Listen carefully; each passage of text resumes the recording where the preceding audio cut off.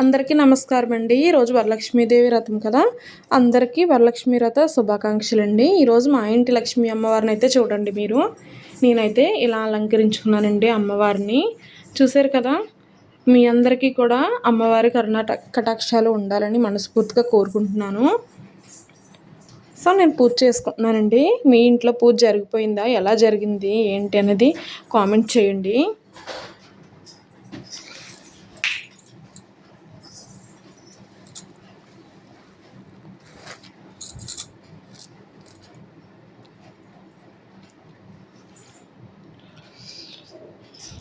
ఆడవారందరికీ కూడా ఎంతో ఇష్టమైన వ్రతం ఏమైనా ఉందంటే అదైతే మాత్రం ఆల్మోస్ట్ చాలామంది వరలక్ష్మి అమ్మవారి వ్రతం అనే కదా చెప్తాం.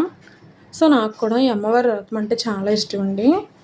నేను కూడా ఇలాగ అమ్మవారిని అలంకరించేసుకుని వివిధ నైవేద్యాలు అనేది నేను కూడా తయారు చేసుకుని అమ్మవారికి నైవేద్యంగా పెట్టుకున్నానండి.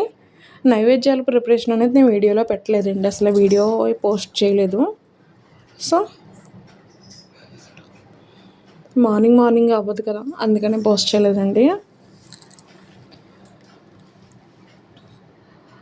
హారత కర్పూర నీరాజనం సమర్పయామి.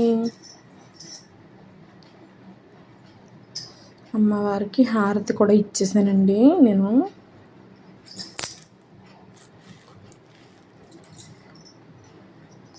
నాకైతే ఇక్కడ ప్లేస్ అనేది చాలా తక్కువ అండి. మాకు మందిరం అనేది అసలు ప్రసాదాలు కూడా పెట్టడం కుదరలేదు. ఒకదానిపై ఒకటి పెట్టాను. మీరు కూడా హారతి తీసుకోండి.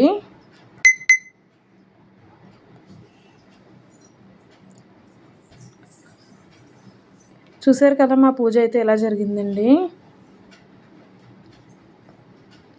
చాలా బాగా చేసుకున్నాం మేము. నైవేద్యం సమర్పయామి. అమ్మవారికి నైవేద్యం కూడా చెల్లించేసుకుని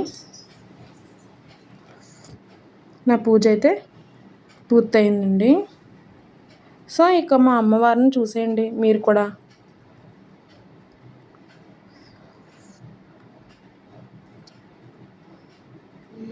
మాకైతే ప్లేస్ తక్కువగా ఉండటం వల్ల నేనైతే ఇంకా బాగా చేద్దును అమ్మవారిని అలంకరణ. సో ఇక్కడైతే ప్లేస్ లేని వాళ్ళని ఏదో అలా నాకు వచ్చినట్టుగా చేసేసానండి.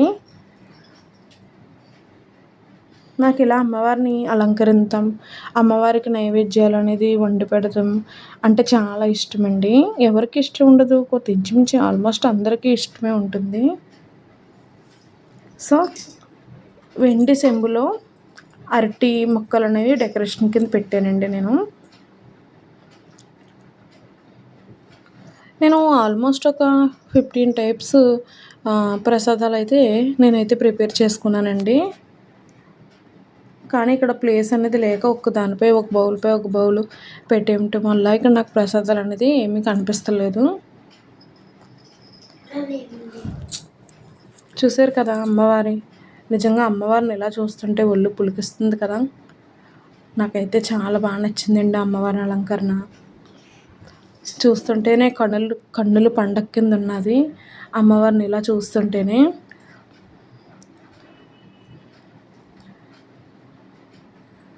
ప్లేస్ అయితే సరిపోలేదండి, చాలా కష్టం అనిపించింది నాకైతే.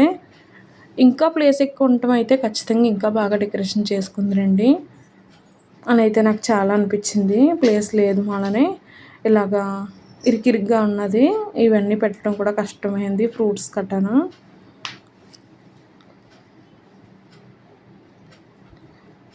ఇలా శ్రావణ శుక్రవారం రోజున అమ్మవారిని ఇలా అలంకరించి పూజ చేసుకుంటే ఆనందమే వేరండి. నిజంగా ఆ రోజు ఎంత మనసు అనేది చాలా ప్రశాంతంగా ఉంటుంది కదా.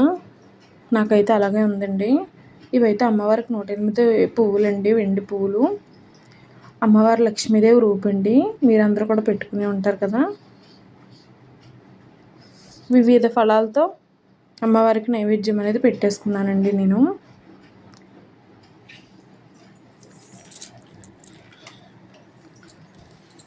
మీ అందరూ ఇంట్లోని కూడా ఆడపిల్లని ఉంటే ఖచ్చితంగా మీ అమ్మాయిని లక్ష్మీదేవి స్వరూపంగా భావించండి.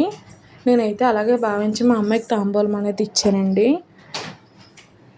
మా అమ్మాయి కూడా చాలా సంతోషంగా ఫీల్ అయింది నేను అలా తనకి తాంబూలం ఇస్తుంటేనే. ఇంటికి మహాలక్ష్మి అమ్మాయి ఆడపిల్ల లేని ఇల్లు నిజంగా చెప్తున్నాను, చంద్రుడు లేని ఆకాశం లాంటిదండి. ఆడపిల్ల ఉంటే ఆ కళ వేరు. చంద్రుడు ఉంటేనే కదా ఆకాశానికి నిజంగా కళ, కాంతి. లేకపోతే ఎలా? నిజంగా మా ఇంట్లో మహాలక్ష్మి, మా పూజ సాత్విక లక్ష్మి. నేను ఇలాగ తన కాళ్ళకి పసుపు రాస్తుంటే తను ఎంత సంతోషంగా సరదాగా చూస్తుందండి. నాకు కూడా చాలా సంతోషంగా అనిపించింది. నాకు ఇలాంటి ఒక అదృష్టాన్ని, అవకాశాన్ని ప్రసాదించిన అమ్మవారికి నిజంగా చాలా ధన్యవాదాలు తెలుపుకుంటాను నేనైతే. అమ్మవారి కృపా కటాక్షాలు నాపై ఉండడం వల్లనే నాకు లక్ష్మీదేవి లాంటి అమ్మాయి అయితే పుట్టింది. మా అమ్మ అయితే చాలా సంతోషపడిపోయిందండి.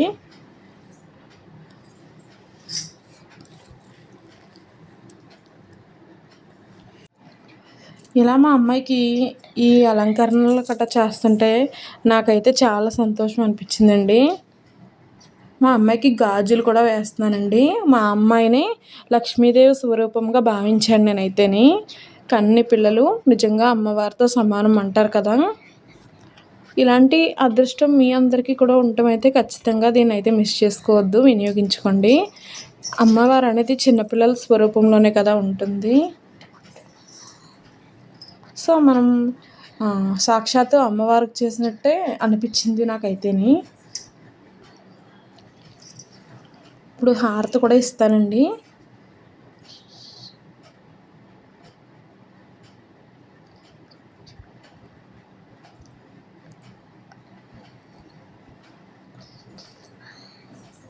నేను అలా చేస్తుంటే మా అమ్మాయికి అయితే ఎంతో సంతోషంగా అనిపించింది.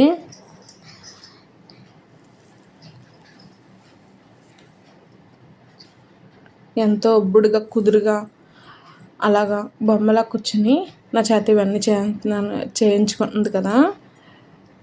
ఇప్పుడైతే ఆ వాయినం ఇచ్చేద్దామండి. అమ్మాయికి ఇచ్చేస్తున్నాను. ఇస్తున్నమ్మ వాయినం. పుచ్చినమ్మ వాయినం. పుచ్చుకుంటున్నమ్మ వాయినం అనాలమ్మా. ఇస్తున్నమ్మ వాయినం. పుచ్చుకుంటున్నమ్మ వాయినం. ఇస్తున్నమ్మ వాయినం. పుచ్చుకుంటున్నమ్మ వాయినం. ఇస్తున్నమ్మ వాయినం. పుచ్చుకుంటున్నమ్మ వాయినం. ముట్టిందా అమ్మ వాయినం.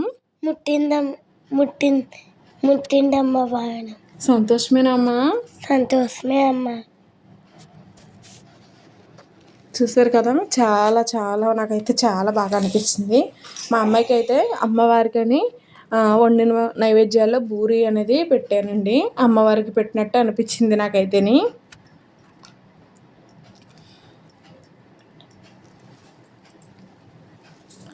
అలాగే చూస్తూ ఉండాలనిపించింది నాకు.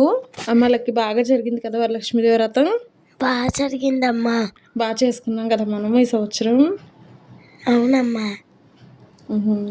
ఇంకేంటి అయితే విశేషాలు? నా బంగారు తల్లి మా లక్కీ. థ్యాంక్ యూ అమ్మా. నిన్ను అలా చూస్తూనే ఉండాలనిపిస్తుందిరా నాకైతే. లవ్ యూ అమ్మా.